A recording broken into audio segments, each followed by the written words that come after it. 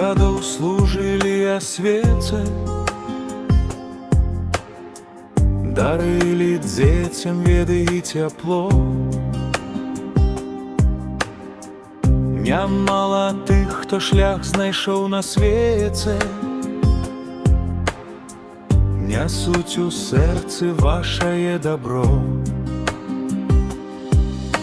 З днём нараджэння шчыра вас вітае Уладзімір Лук'янавіч у светлы час.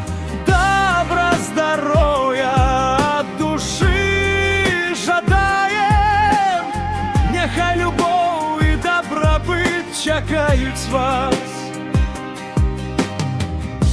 Адукацыяй цэлага раёна выгодна кіравалі не адзін год і працавалі шчыра, натхнёна. Да кожнай справы мелі свой падыход.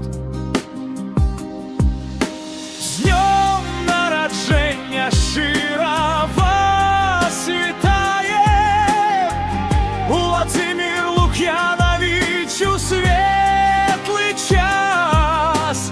Добра, здароўя ад душы жадаем, няхай любоў і дабрабыт чакаюць вас.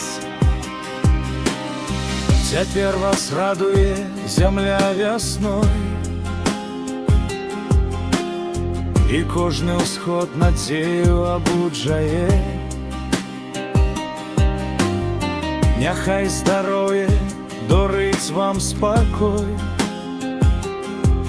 а шчодры ўраджай штогод вас сустракае.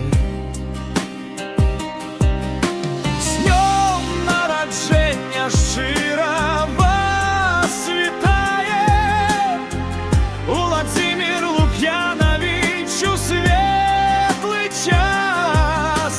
Добра, здароўя ад душы жадаем, няхай любоў і дабрабыт чакаюць вас.